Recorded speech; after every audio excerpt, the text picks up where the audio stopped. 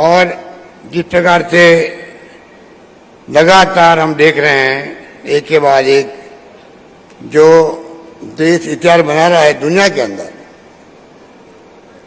उसके बारे में मुझे कहना नहीं, क्योंकि आज दुनिया की पहचान भी हमारे मुल्क का जो मान सम्मान है वो कहाँ से कहाँ पहुँच गया। कहाँ तो हम गुलामी की जंजीरों में झगड़े हुए थे, जिसकी कहानी हम यहाँ बैठ के कर रहे हैं, और कहाँ पर आज देश कहाँ पहुँचा है।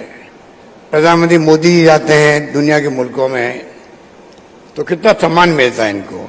क्यों मिलता है? क्योंकि नरेंद्र मोदी जी उस देश के प्रधानमंत्री हैं। नरेंद्र मोदी जी उस देश के प्रधानमंत्री हैं जो हमारे मुल्क में आए हैं, जो गांधी का देश है,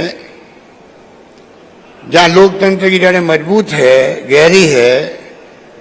70 साल के बाद में वहां लोकतंत्र जिंदा रहा है। ये दुनिया को एहसास होता है तो उनको गर्व होता है कि उन देश का प्रधानमंत्री मोदी जी हमारे मुल्क में आ रहे हैं। तो आप सोच सकते हो कि किस प्रकार से ये देश आगे बढ़ा है। और क्या बांसवाड़े की बात करें तो मामा बालेश्वर जी का नाम अभी ले रहे थे मोदी जी। इनको ज्ञान है कि मामा बालेश्वर का क्या योगदान था गोविंद गुरु के बाद में, किस प्रकार से उन्होंने लगातार जागृति का काम किया, लोगों को जगाने का काम किया। और मैं समझता हूँ नाथू भाई भगत, हीरा भाई मेंबर पार्लियामेंट थे, किसी ने कमी नहीं रखी। और सभा बना करके जो गोविंद गुरु ने प्रयास किए उनको जेल जाना पड़ा। वो बहुत कम आयु में चले गए, लेकिन उनकी ऊर्जा, उनकी देशभक्ति और उनका हौसला ताना भगत आंदोलन जैसी क्रांतियों का आधार बना।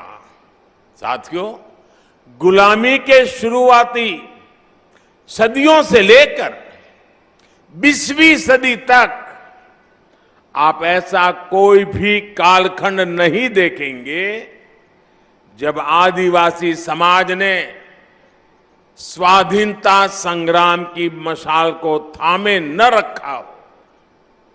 आंध्र प्रदेश में अल्लूरी सीताराम राजू गारू के नेतृत्व में आदिवासी समाज ने रंपा क्रांति को एक नई धार दे दी थी।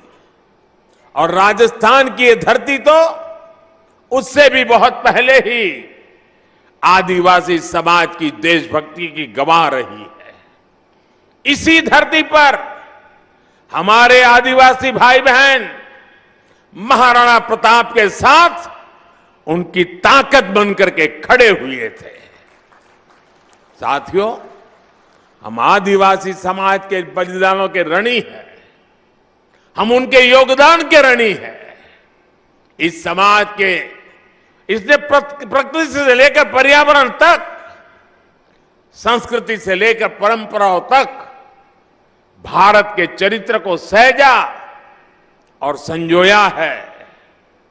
आज समय है कि देश इस ऋण के लिए, इस योगदान के लिए आदिवासी समाज की सेवा कर उनका धन्यवाद करे। बीते 8 वर्षों से यही भावना हमारे प्रयासों को ऊर्जा देती रही है।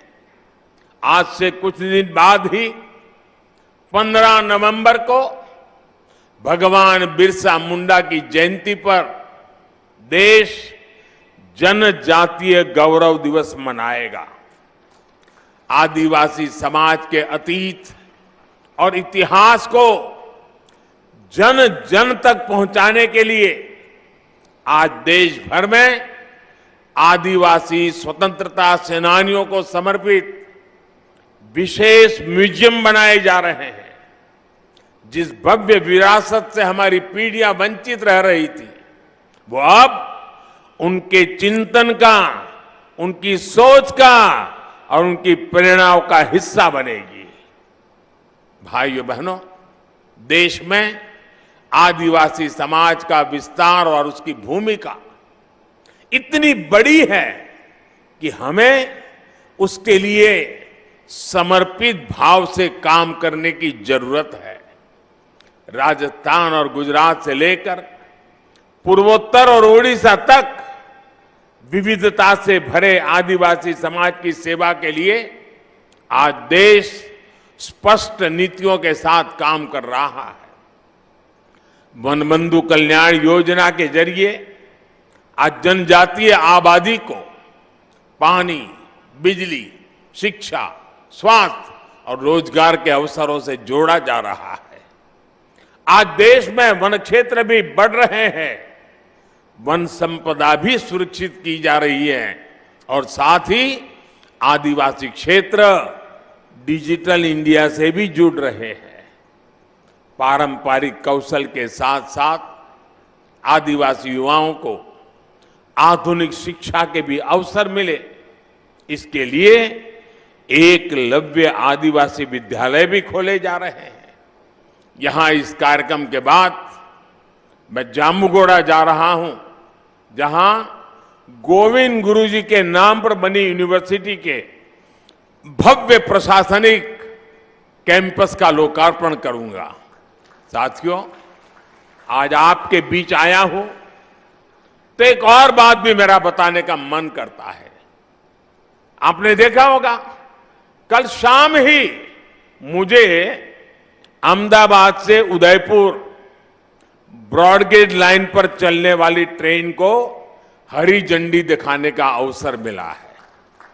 300 किलोमीटर लंबी इस रेल लाइन का ब्रॉडगेज में बदलना राजस्थान के हमारे भाई और बहनों के लिए भी बहुत महत्वपूर्ण है। इस परिवर्तन से राजस्थान के अनेक आदिवासी क्षेत्र गुजरात के आदिवासी क्षेत्रों से जुड़ जाएंगे। इस नई रेल लाइन से राजस्थान के टूरिज्म को भी बड़ा लाभ होगा, यहां के औद्योगिक विकास में भी मदद मिलेगी। इससे युवाओं को रोजगार की भी नई संभावनाएं बढ़ेगी। साथियों, अभी यहां मानगढ़ धाम के संपूर्ण विकास की चर्चा भी हुई है। मानगढ़ धाम के भव्य विस्तार की प्रबल इच्छा हम सभी में है। इसके लिए राजस्थान, गुजरात, मध्य प्रदेश और महाराष्ट्र को मिलकर काम करने की आवश्यकता है।